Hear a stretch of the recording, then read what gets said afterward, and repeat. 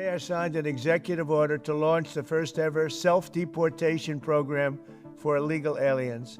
We are making it as easy as possible for illegal aliens to leave America. Any illegal alien can simply show up at an airport and receive a free flight out of our country.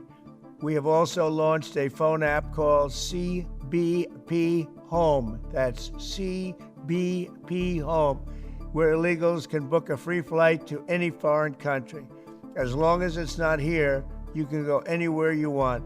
We're also adding a very important exit bonus for illegals to further incentivize their self-deportation. This deportation bonus will save American taxpayers billions and billions of dollars. What Biden did to this country can never be explained, will never, ever be accepted. Eventually, when the illegals are gone, it will save us trillions of dollars. However, if illegal aliens choose to remain in America, they're remaining illegally and they will face severe consequences. Illegal aliens who stay in America face punishments including significant jail time, enormous financial penalties, confiscation of all property, garnishment of all wages, imprisonment and incarceration, and sudden deportation in a place and manner solely of our discretion. So to all illegal aliens, book your free flight right now. We want you out of America, but if you're really good, we're going to try and help you get back in. Thank you. In a certain sense, my own life experience, which has spanned North America, South America, and Europe, has been marked by this aspiration to transcend borders in order to encounter different peoples and cultures. In this time of epochal change, the Holy See cannot fail to make its voice heard in the face of the many imbalances and injustices that lead, not least, to unworthy working conditions and increasingly fragmented and conflict-ridden societies. It is my hope that this will be the case everywhere, starting with those places that suffer most grievously, like Ukraine and the Holy Land.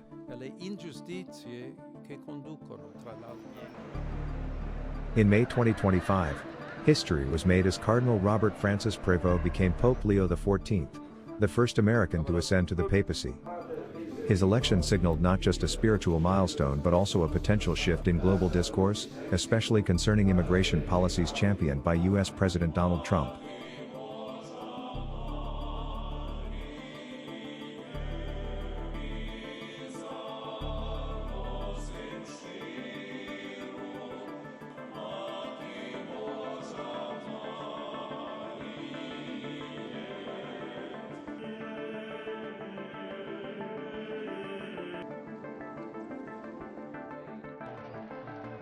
In his inaugural address to world diplomats, Pope Leo XIV emphasized the inherent dignity of migrants, urging nations to respect and uphold the rights of those seeking refuge. Drawing from his own experiences as a descendant of immigrants and a missionary in Peru, he stated, "All of us, in the course of our lives, can find ourselves healthy or sick, employed or unemployed, living in our native land or in a foreign country, yet our dignity always remains unchanged." This message stands in stark contrast to President Trump's immigration stance. This next order relates to the definition of birthright citizenship under the 14th Amendment of the United States. Yeah, that's a good one. Birthright. That's a big one. What about that one? On January 20, 2025, Trump signed Executive Order 14,159, titled Protecting the American People Against Invasion. This order expanded expedited removals, denied federal funding to sanctuary jurisdictions, and increased penalties for undocumented immigrants.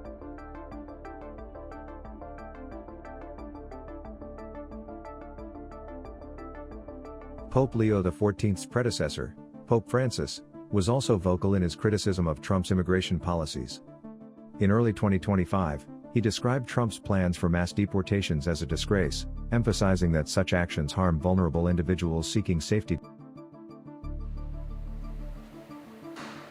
Allora, quando sono stata a Porta Maggiore, So, when I was at Porta Maggiore, St. Mary Major, I was inside the gate with a flower in my hand. We were waiting for Pope Francis' coffin to enter.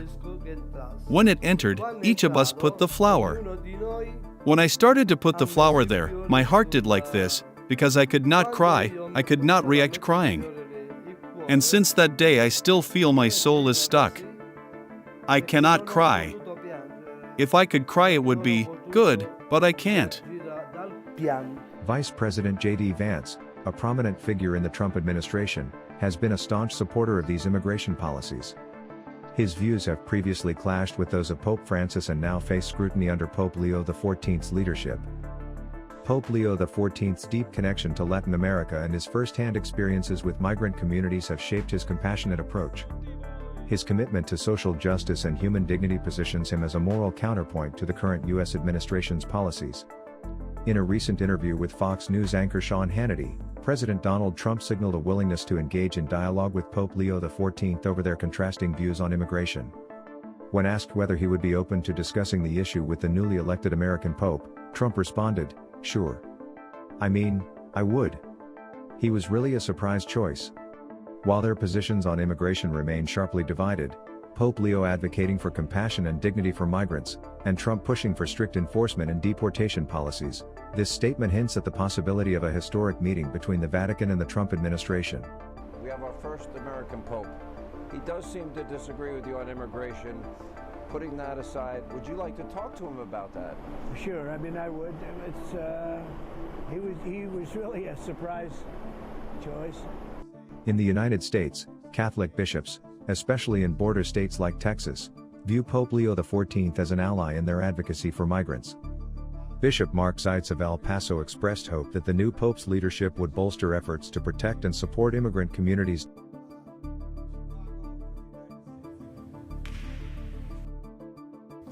I do want to just say what an exciting day this is for all of us, having Pope Leo XIV elected as the Holy Father. It's a day of great excitement for the Church. So I think it's very important that the Pope does speak up for the voiceless. I think it's important for the Pope to speak up for those who cannot speak up for themselves. And I think that Pope Francis was certainly someone who cared for those who are living on the fringes, who could easily be forgotten.